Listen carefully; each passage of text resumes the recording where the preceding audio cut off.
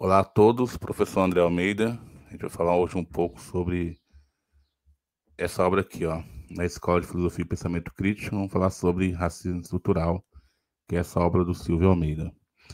Ele já teve duas aulas, essa vai ser a terceira, enfim. Então, sem mais delongas, vamos lá para nossa aula. Racismo estrutural, nós vamos hoje entrar em algumas categorias que o Silvio Almeida traz para a gente, que é preconceito, racismo e discriminação. Então, aqui, o título da nossa aula, Racismo Estrutural, Preconceito, Racismo e Discriminação. A nossa obra brasileira, a base que a gente está utilizando é a obra do Silvio Almeida, que tem nessa coleção aí Feminismos Plurais, que é coordenado pela filósofa brasileira Djamila Ribeiro. Ok, a edição que eu estou aqui é de 2019. Certo, quais são o sumário que nós vamos tratar da aula de hoje? A aula de hoje ela vai estar vinculada a preconceito, racismo e discriminação. Vamos começar fazendo um pequeno recorte aqui, lembrando que nós tratamos que o racismo, ou melhor, a categoria raça, ela surge primeiramente da biologia. Então, você classificava as plantas, você classificava os animais na concepção de raça. Com o tempo, isso vai ser utilizado também na área para poder classificar os seres humanos. Então, primeiro começa com plantas e também com animais, depois é vinculado aos seres humanos. E vai ter toda uma construção ali do Renascimento, da questão do século XVIII, chegando ali a ter, depois do Iluminismo, algumas pessoas que vão, alguns teóricos, né, que vão pensar essa questão da raça em termos biológicos. Hoje nós sabemos, por conta da forma como a, os estudos avançaram nesse campo, que, primeiro, existe o campo biológico e existe o campo sociológico, onde a gente utiliza o termo raça. No campo biológico, nós só temos uma raça. No campo sociológico, nós pensamos em relações de poder. E hoje nós vamos aprofundar um pouco mais nessa questão das relações de poder, seja para compreender e avançar no campo político, econômico, jurídico e também no que compete às ideias.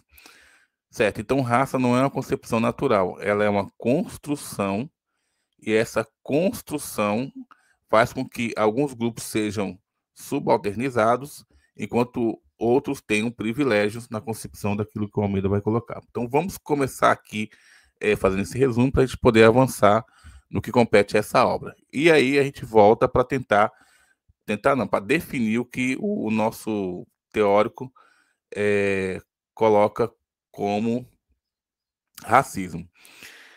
Veja, eu queria fazer uma observação que o fato da gente estudar Hegel, Marx, Camus, Sartre, Beauvoir, Kierkegaard, não nos exime de colocar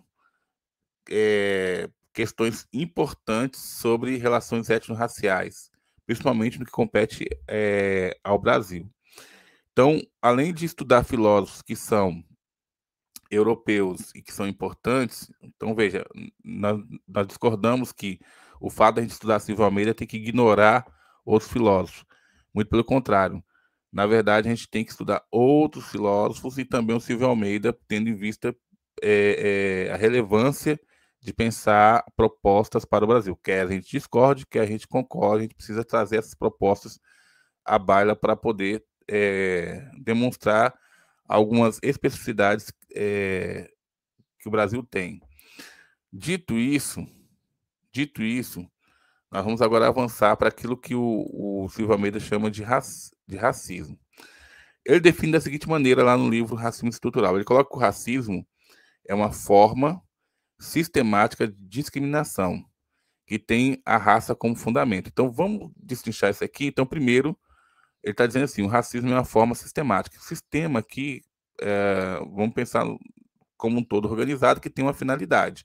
Qual é a finalidade, então, do racismo? A finalidade é fazer essa discriminação. Essa discriminação é feita pela questão da raça. E ao fazer pela questão da raça, você tem aqueles grupos que são privilegiados e aqueles grupos que são subalternizados. Você tem aqueles grupos que são dominantes, você tem aqueles grupos que são dominados. Dentro, vamos colocar aqui dentro do modo de produção capitalista. Então, nesse sentido, quando ele coloca que a discriminação tem a raça como fundamento, quando coloca que o fundamento é a raça, você entende aqui fundamento como base, aquilo que é sustentação. Então, quando nós dizemos assim, o racismo é uma forma sistemática de discriminação que tem a raça como fundamento, então lembra do que eu falei anteriormente da questão da raça? O termo que ele está utilizando aqui é no campo sociológico, ou seja, não é no campo biológico, é no campo de construção histórica, é no campo de pensar as relações de poder que estão presentes na sociedade. Tranquilo?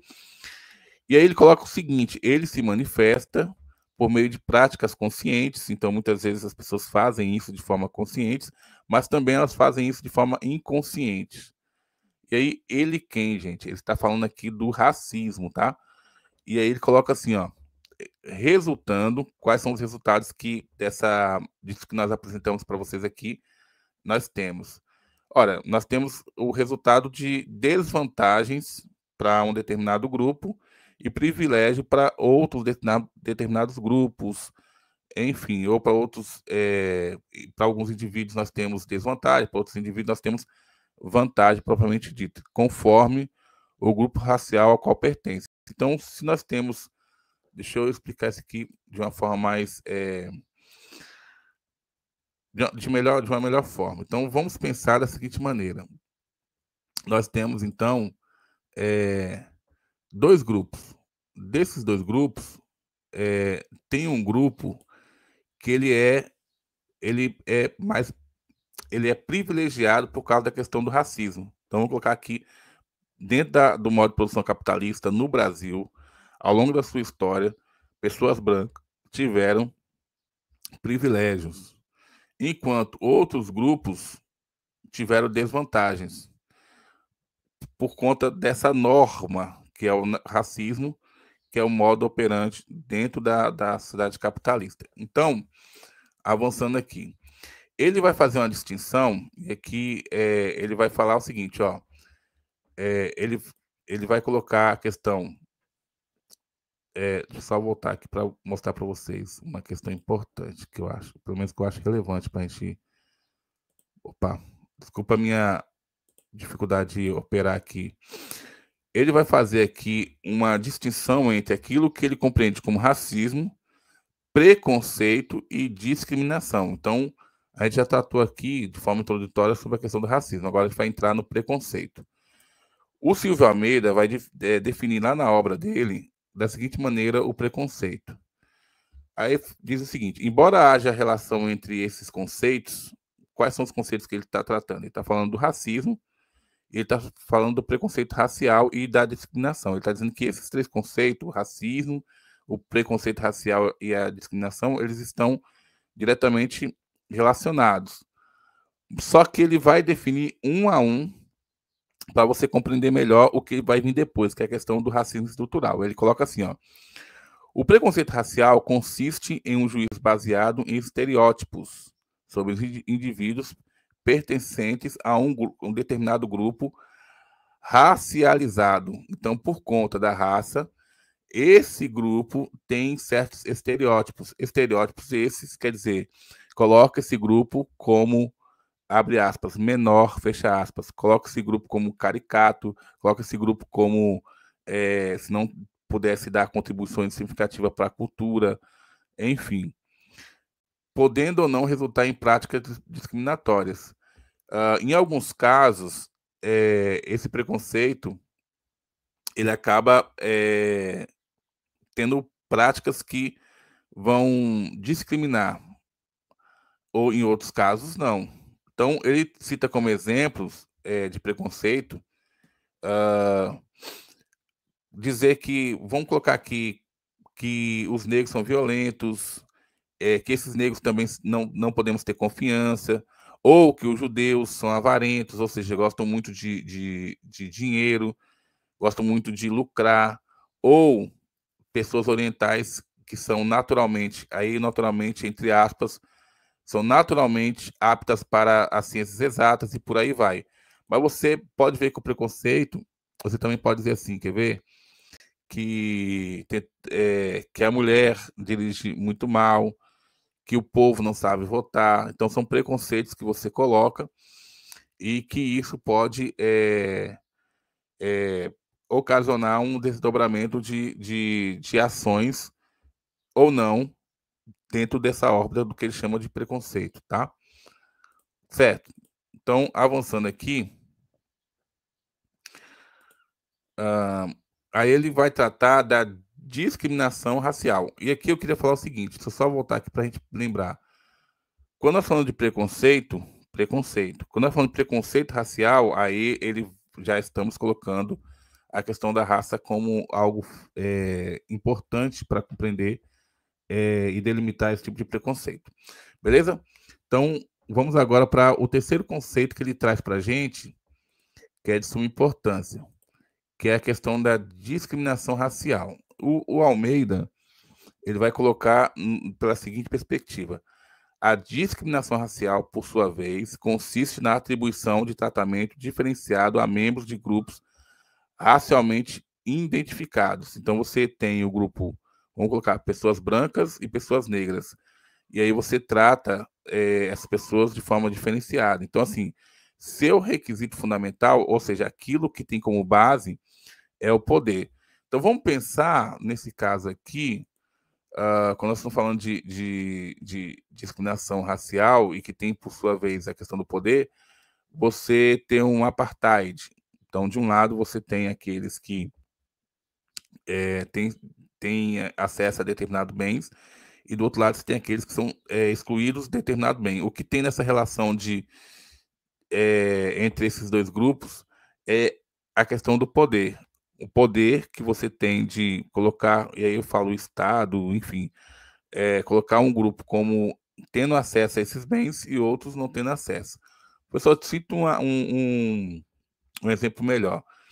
Vamos colocar aqui, durante muito tempo, aqueles que foram, durante o processo de construção de alguns países, foram excluídos da questão do voto. Então, tinha o poder de excluir mulheres, tinha o poder de excluir indígenas, tinha o poder de excluir pessoas que passaram por um processo de escravização, como é o caso do negro, do homem negro, da mulher negra.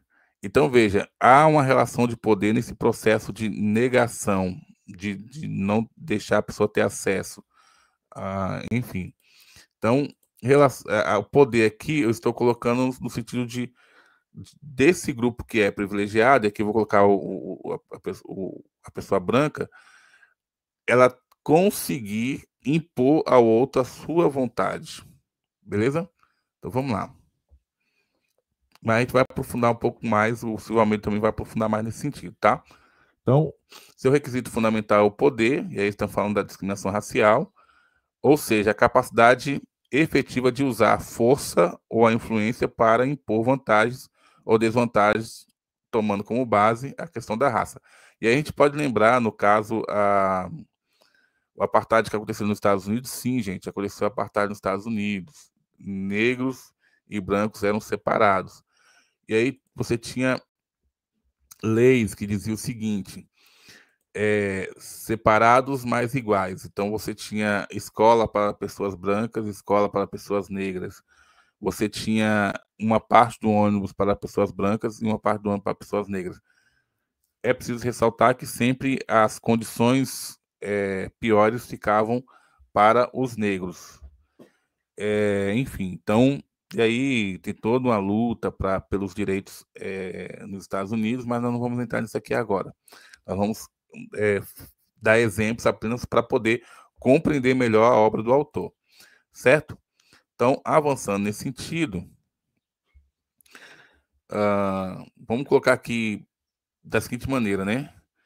A discriminação racial pode se manifestar de forma direta ou indireta. Então, discriminação pode ser direta ou indireta, tranquilo?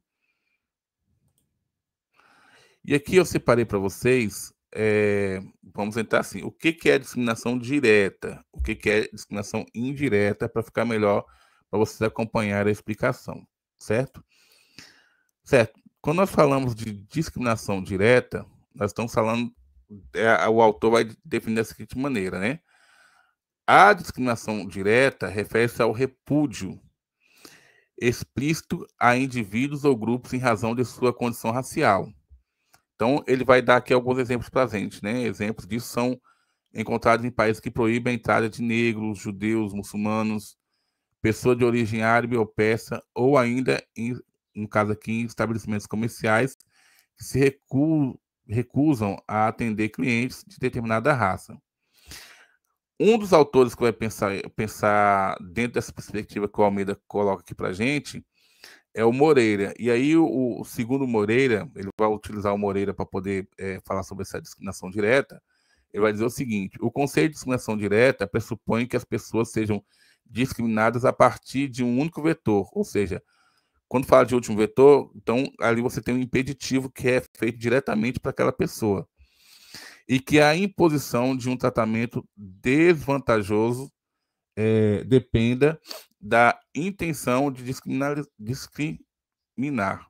Por essa razão, ainda tratando do Moreira, o Moreira conclui que o conceito de discriminação direta é incompleto para compreender a complexidade do fenômeno discriminatório.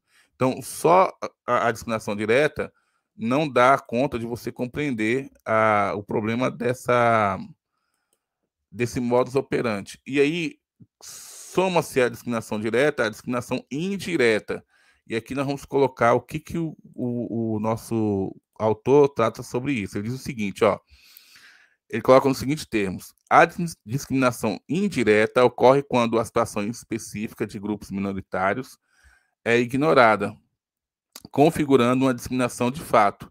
De um lado você tem a discriminação direta e do outro você tem a indireta.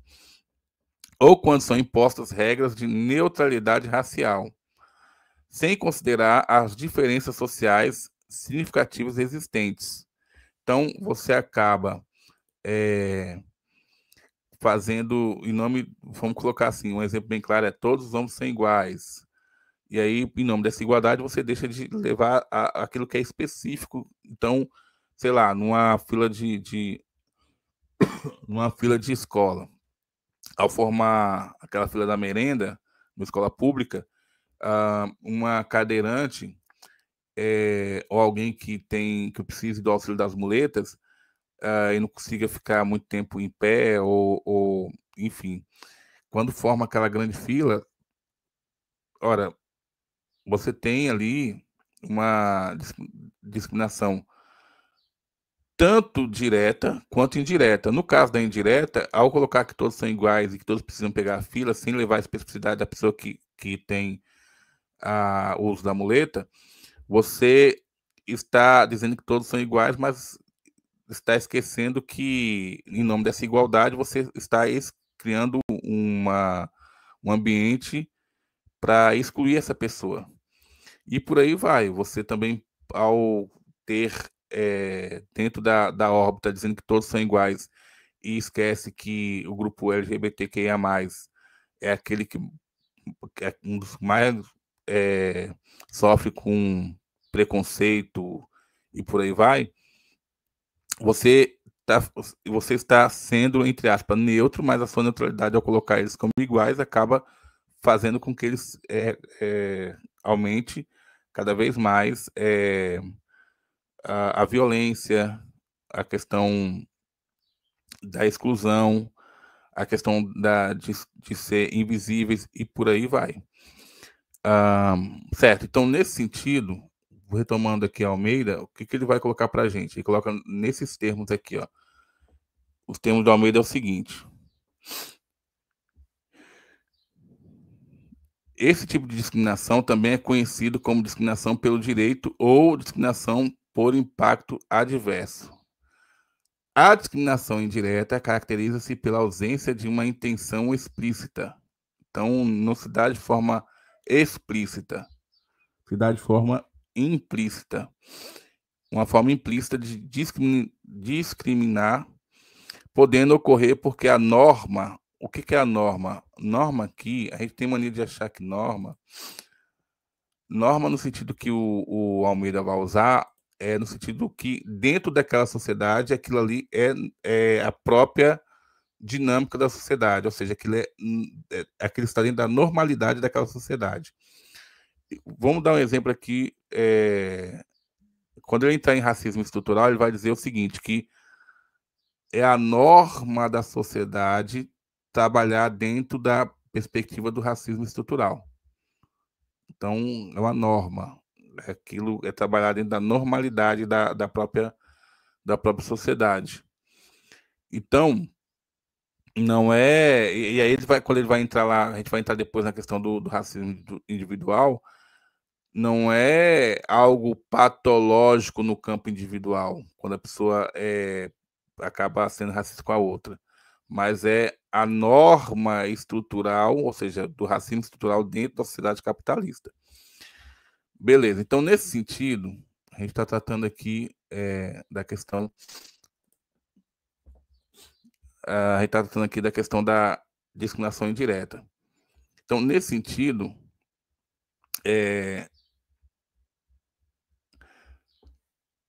acaba não levando em conta ou não prevê concretamente as consequências que suas aplicações geram sobre determinados grupos sociais.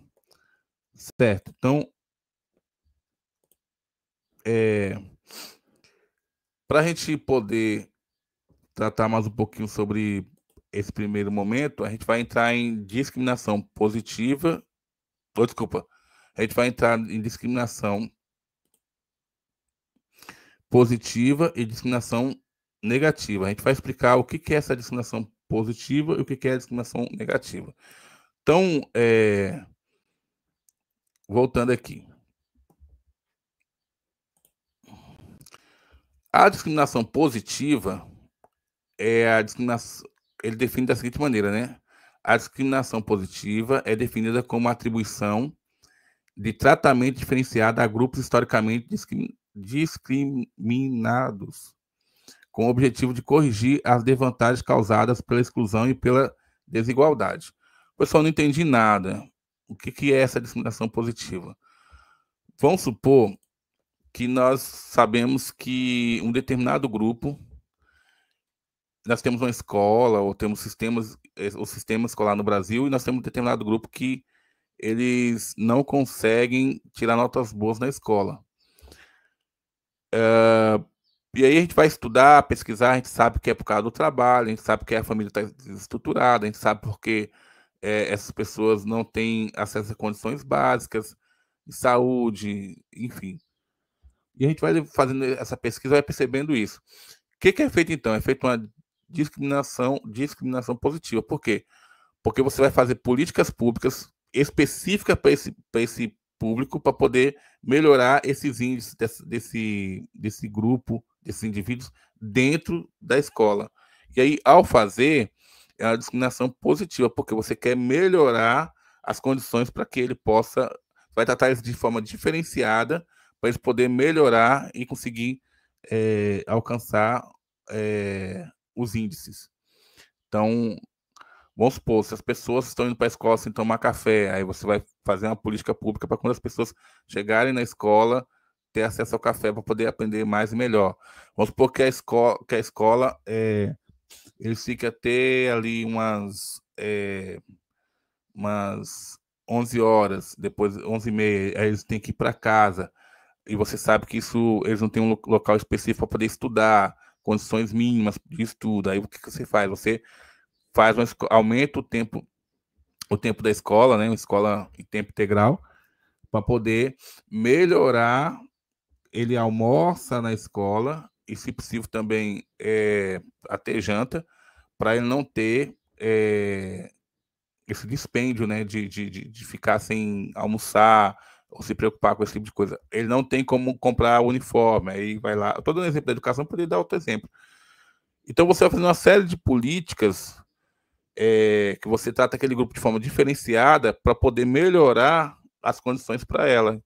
Ah, por exemplo, as cotas entrariam aí? As cotas entram aí, tá? Então, a discriminação positiva. Então, se a gente sabe que tem pessoas trans que não conseguem entrar na universidade, então você faz cotas para que as pessoas possam entrar, e ao entrar você também precisa fazer políticas públicas para que elas possam permanecer, beleza? Essa é a discriminação positiva. Então, a discriminação positiva ela é muito questionada por pessoas que defendem a meritocracia. Não, todos nós somos iguais. Não, a gente não pode fazer isso por eles. Não. Então, você faz cotas para a escola pública, para as pessoas entrarem na universidade, porque muitas vezes se investe, né? Segundo pesquisa, muitas pessoas que estão na escola pública acabam indo para a universidade privada, e muitas pessoas que estão nas escolas privadas, boas escolas privadas, acabam indo para a universidade pública. Então, quando você faz uma política, uma discriminação positiva, você vai fazer o quê? Você vai tentar fazer com que esse grupo que não consegue adentrar nas universidades públicas concorra apenas entre si. Então, você tem cotas no campo da escola pública para todos, né, que estão ali estudando na escola pública e que se enquadrem dentro dos critérios. Eu também posso estar estudando na escola pública e ter, né, dinheiro, né, como é o caso dos institutos federais, que pode ter uma condição melhor ali. Quando eu falo pode ter, não quer dizer que tenha. Estou dando apenas a nível de exemplo. Mas tem também as escolas estaduais que às vezes tem uma pluralidade de alunos ali dentro, e aí o que você vai fazer? Você vai pegar aqueles alunos para concorrer entre si. Mas dentro desse nicho você também tem a questão das cotas raciais. Cotas no campo econômico, cotas no campo da escola pública e cotas também raciais. Estou explicando como essa discriminação positiva ela pode ser feita. Agora tem a discriminação negativa, que ele coloca aqui para a gente, tá? No que compete a discriminação negativa, aí é só você, se tem a positiva e tem a negativa, você inverte, que você vai entender muito bem. Então, a discriminação negativa é aquela que gera prejuízo e desvantagem para determinados grupos sociais. Por outro lado, as políticas de ação afirmativa que instituem tratamento diferenciado com o propósito de corrigir ou compensar desigualdades históricas são exemplos de discriminação positiva. Como eu já falei do outro termo, eu vou pegar apenas na questão da discriminação negativa. Então, quando você faz algo, quando o Estado não interfere para poder ter pessoas dentro das universidades e tentar melhorar os índices, a universidade está contribuindo para permanecer as coisas como estão. Então, veja, por um lado, a discriminação pode ser positiva, quando você faz políticas afirmativas. Por outro lado, ela pode ser negativa, quando você sabe que existe essa desigualdade e não faz nada para poder mudar essa realidade. Então, a gente precisa muito, e é muito importante, que as políticas públicas sejam realizadas para que dê oportunidade para essas pessoas.